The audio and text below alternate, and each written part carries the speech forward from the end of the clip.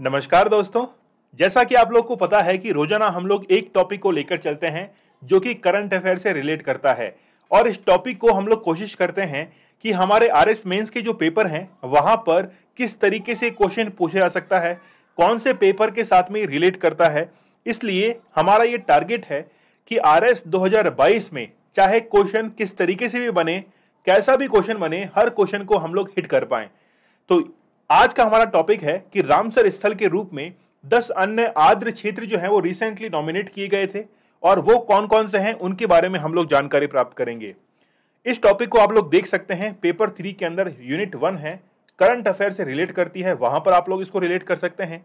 इसके साथ में ही पेपर 2 उसकी यूनिट 3 है, इकोलॉजी एंड एनवायरमेंट यानी कि ज्योग्राफी के अंदर इसको पूछा जा सकता है। इसके साथ में ही आंसर राइटिंग में आपको मिलेगा हिंदी ऐसे में। हो सकता है कि पूरा का पूरा ये ऐसे तो ना मिले, लेकिन इनके पॉइंट्स जो है वो आपको रिलेट करने के लिए बहुत ही बेहतरीन तरीके से मिल सकते हैं। अगर आप लोगों ने आरएस बाबा को सब्सक्राइब नहीं किया है तो जल्दी से आप लोग सब्सक्राइब बटन पर क्लिक कीजिए। हम लोग करने वाले हैं यहाँ पर आरएस मेंस का पूरा कोर्स, चारों पेपर हम लोग कवर करेंगे। टेलीग्राम को आप लोग ज्वाइन कर लीजिए, दीपक सर ऑफिशियल, यहाँ पर आपको नोटिफिकेशन मिलेगा और जो भी लेक्चर हम लोग करेंगे उनका नोटिफिकेशन के साथ साथ में पीडीएफ जो है वो भी आपको अवेलेबल करवा दिया जाएगा। इंस्टा पर आप लोग मुझे अपनी क्वेरीज पूछ सकते हैं, जो भी आपको नोट्स चाहिए मुझे बताइए। दीपक इंदौरा 021 पर आप लोग मुझे फॉलो कर सकते हैं। चलिए शुरुआत करते हैं। भारत में रामसर स्थल के रूप में 10 क्षेत्र जो हैं उनको नामित किया गया है। अगर देखा जाए इस प्रकार से कुल स्थलों की संख्या 64 हो चुकी है, तो आप लोग प्रीलिम्स के हिसाब से ये 64 का जो नंबर है इसको जरूर याद रखना। स्टेटमेंट ऐसा बनकर आ सकता है कि हाल ही में 10 क्षेत्र नामित करते हुए कुल 64 क्षेत्र जो हैं वो अब तक पूरे भारत में हो चुके हैं रामसर साइट के तौर पर। ज्यादा मैं इसकी बैकग्राउंड हिस्ट्री के बारे में तो बात नहीं करूंगा। आप लोगों को पता होगा कि रामसर जो है ईरान का एक स्थल है जहां पर 1972 के अंदर एक संधि हुई थी, रामसर कन्वेंशन हुआ था और 2 फरवरी को इसका रेटिफिकेशन हुआ था। इसलिए 2 फरवरी को ही आर्द्र भूमि दिवस जो है वो भी मनाया जाता है। आप लोग मुझे कमेंट सेक्शन में ये बता सकते हैं कि भारत के अंदर राजस्थान में कौन कौन से रामसर साइट्स हैं। मुझे आप लोग कमेंट सेक्शन में बताइए, आप लोगों को इस मैप के अंदर भी मिल रहा होगा। लेकिन रामसर साइट जो है इनका महत्व क्या है, 50 वर्ड के अंदर डायरेक्टली आप लोगों को टेस्ट सीरीज के अंदर ये मेंस में क्वेश्चन मिल जाएगा, जो मैं भी आप लोगों को प्रोवाइड कराऊंगा आरएस मेंस के टेस्ट सीरीज, वहां पर भी आपको क्वेश्चन मिलेगा। ये भारत में कई स्थल पहले से ही केंद्र सरकार के आर्द्र भूमि संरक्षण एवं प्रबंधन नियमावली 2017 यानी कि यहां पर रूल्स जो है, इसका नाम आप लोग याद कर लीजिएगा, wetland conservation and management rule 2017 के तहत जो है ये सारे 64 रामसर साइट्स जो है वो असाइन किए गए हैं, जिसका अर्थ है इन जल निकायों के साथ साथ इनके प्रभाव क्षेत्र के भीतर विकास गतिविधियों को विनियमित किया जाता है। आप लोग को पता होगा कि इन क्षेत्रों के अंदर डेवलपमेंट जो एक्टिविटीज हैं उनको बढ़ावा दिया जाता है as according to biodiversity.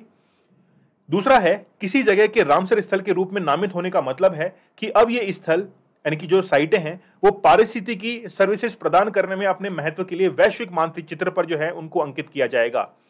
Global जो मैप है वहां पर उनको डिनोट किया जाता है और ये देखा जाता है कि जितने भी वेटलैंड्स हैं उनकी सुरक्षा की जाए, उनको संरक्षित रखा जाए, क्योंकि यहाँ पर बायोडायवर्सिटी जैव विविधता अधिक होती है, एक हॉटस्पॉट की तरह ये काम करते हैं। इसीलिए इनको वैश्विक मानचित्र पर अंकित करना जरूरी होता है।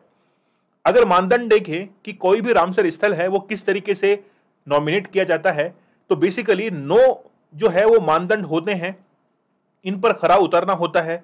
हम लोग इतना डेप्थ में भी नहीं जाएंगे कि 9 मानदंड कौन से हैं, ये तो आप लोगों को आरएस मेंस में नहीं पूछेगा, लेकिन बस ये है कि महत्व और मानदंड के लिए कंबाइंड क्वेश्चन जो है वो आप लोग के लिए यहाँ पर बन सकता है। कौन कौन से 10 स्थल हैं वो हमारे लिए जानना बहुत जरूरी है।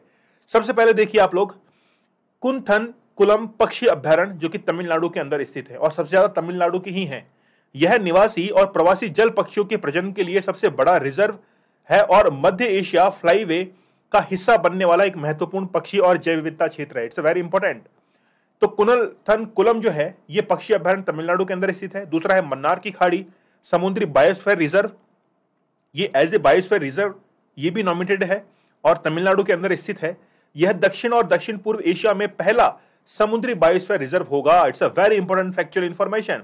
आप लोग को ये चीज बहुत अच्छे से याद होनी चाहिए क्योंकि जब प्रीलिम्स के अंदर स्टेटमेंट वाले क्वेश्चन आएंगे, चाहे हम लोग यूपीएससी प्रीलिम्स की बात करें या फिर आरपीएससी प्रीलिम्स की बात करें, वहां पर पहला समुद्री बायोस्फीयर रिजर्व कौन सा होगा या है, वो आप लोगों से पूछ सकता है दक्षिण और दक्षिण पूर्व एशिया में, वो है मन्नार की खाड़ी। चलिए एक बार मैप के ऊपर इसको देख लेते हैं। सबसे पहले ये आप लोग देखिए, ये हम लोगों ने पहला किया जो कि बर्ड सेंचुरी है, और दूसरा हम लोगों ने किया जो कि क्या है, मन्नार की खाड़ी, है ना। तो मन्नार मरीन बायोस्फीयर रिजर्व जो है ये हमने दूसरे नंबर पर किया है। दोनों की दोनों कहां पर स्थित हैं, ये तमिलनाडु के अंदर स्थित है, दोनों रामसर साइट्स। चलिए आगे देखते हैं। वेम्बनूर वेटलैंड कॉम्प्लेक्स जो कि कन्याकुमारी तमिलनाडु के अंदर स्थित है। यह एक कृत्रिम मानव निर्मित अंतर्देशीय जलाशय है और महत्वपूर्ण पक्षी और जैव विविधता क्षेत्र, important bird and biodiversity area IB का जो है ये हिस्सा है। यह प्रायद्वीपीय भारत का सबसे दक्षिणी छोर जो है वो कहलाता है। तो कन्याकुमारी जो है वो सबसे दक्षिणी छोर है और इंदिरा पॉइंट इसको कहा जाता है, वो सबसे उत्तरी छोर माना जाता है। अगला देखिए वेलोड। तो वेलोड पक्षी अभ्यारण्य ये भी तमिलनाडु के अंदर है। तो अब तक तमिलनाडु के अंदर जो है वो 4 हमने काउंट कर लिए हैं। तो वेमनूर और वेलोड को भी हम लोग देख लेते हैं। तो वेमनूर येरा और वेलोड येरा दोनों की लोकेशन आप लोग देख सकते हैं तमिलनाडु के अंदर, एक उत्तरी क्षेत्र में है और एक जो है वो बिल्कुल दक्षिणी क्षेत्र में है। ठीक है, तो यहां पर टोटल 5 हैं, 1 2 3 4 और 5, पांचों आगे देखते हैं। फिर देखिए वेदांतथंगल पक्षी अभ्यारण्य तमिलनाडु के अंदर स्थित है। यह पक्षी अभ्यारण्य भी महत्वपूर्ण पक्षी और जैव विविधता क्षेत्र IB के अंतर्गत आता है। अगला देखिए 6ठा नंबर है तमिलनाडु का उदय मार्थनपुरम पक्षी अभ्यारण्य। इस स्थल पर देखी जाने वाली उल्लेखनीय प्रजातियां oriental darter, glossy ibis, grey heron और यूरेशियन स्पून बिल जो है वो इसके अंदर शामिल है। तो तमिलनाडु के अंदर अब तक कुल 6 जो है वो हम लोगों ने देख ली है। तो वेदांतथंगल और उदय मार्थमपुरम जो है वो हम लोग देख लेते हैं। तो ये देखिए वेदांतथंगलम ये है बर्ड सेंचुरी, और उदय ये वाला हम लोग देख लेते हैं। दोनों देखिए बिल्कुल पूर्वी तट पर जो है वो स्थित है। इसको हम लोग कहते हैं कि ये कौन सा तट है, कोरोमंडल तट इसको कहा जाता है। तो कोरोमंडल तट पर वर्षा जो है वो लौटता हुआ मानसून करता है। उत्तर पूर्वी जो व्यापारिक पवनें होती हैं वो उत्तर पूर्वी व्यापारिक पवनें लौटते हुए मानसून के रूप में तमिलनाडु के कोरोमंडल तट पर वर्षा करती हैं। सतकोशिया एक टाइगर रिजर्व के रूप में भी नामित है और सतकोशिया गॉर्ज है उड़ीसा के अंदर। यह आर्द्रभूमि महानदी पर स्थित है। सतकोशिया दक्कन प्रायद्वीप और पूर्वी घाट यानी कि भारत के 2 जैव भौगोलिक क्षेत्र हैं, उनका मिलान बिंदु है। इस प्रकार जैव विविधता के लिए एक बहुत ही महत्वपूर्ण स्थान भी है। तो सतकोशिया है और फिर है नंदा झील जो कि गोवा के अंदर स्थित है। दक्षिण गोवा की झील को पहले ही आर्द्रभूमि के रूप में अधिसूचित जो है, यानी कि पहले से ही इसको अधिसूचित किया जा चुका है, नोटिफाई किया जा चुका है। यह गोवा की पहली रामसर साइट होगी। It's a very important. तो गोवा की पहली रामसर साइट कौन सी है, नंदा झील। इसको आप लोग नोटिस में रखिएगा, एग्जाम में बहुत अच्छे से क्वेश्चन आएगा बन के। अच्छा, जो मैं पढ़ा रहा हूं आप लोग उसके नोट्स बना रहे हैं ना रिटर्न के अंदर, याद रखना नोट्स आपके काम में आने वाले हैं, और PDF में जो है वो टेलीग्राम के ऊपर शेयर कर दूंगा। ठीक है, तो सतकोशिया बेसिकली एक टाइगर रिजर्व भी स्थित है उड़ीसा के अंदर, और इसके साथ में नंदा लेक जो कि गोवा का पहला रामसर स्थल है। आगे बढ़ते हैं। रंगनाथितु पक्षी अभ्यारण्य कर्नाटक के अंदर स्थित है। यह भारत में कर्नाटक राज्य के मांड्य जिले में स्थित एक पक्षी अभ्यारण्य है। यह कावेरी नदी के तट पर राज्य का सबसे बड़ा पक्षी अभ्यारण्य है। इसे एक महत्वपूर्ण पक्षी क्षेत्र के रूप में नामित किया गया है।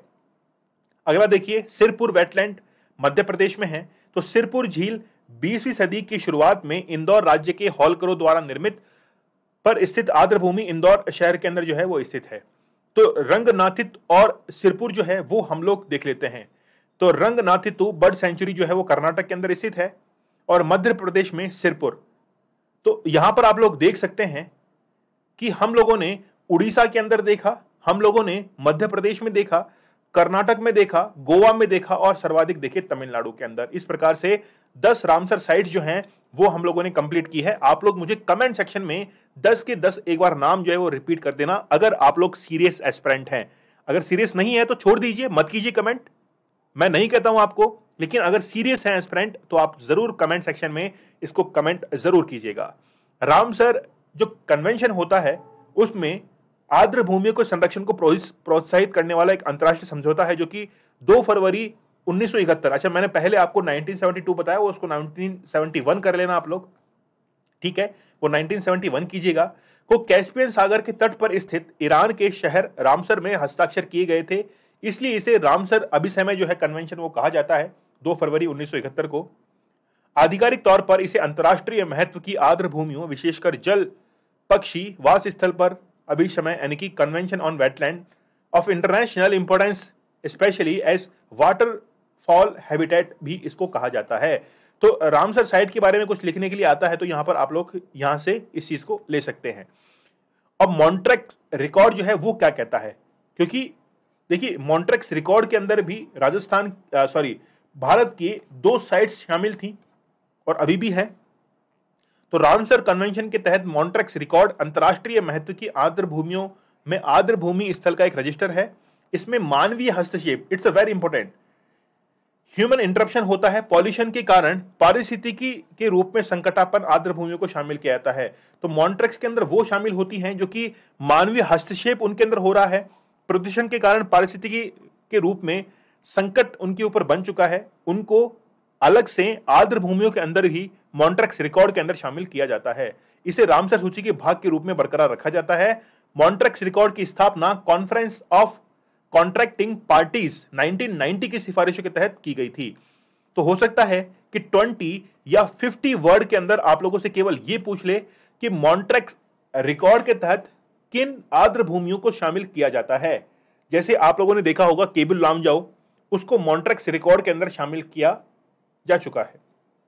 आगे देखिए, मॉन्ट्रेक्स रिकॉर्ड में किसी भी स्थल को केवल संबंधित अनुबंधित पक्षकारों यानी कि कॉन्ट्रैक्टिंग पार्टीज की सहमति से जोड़ा या हटाया जा सकता है। जिन देशों ने रामसर संधि के ऊपर हस्ताक्षर किए हैं उनकी सहमति से ही जोड़ा और हटाया जा सकता है।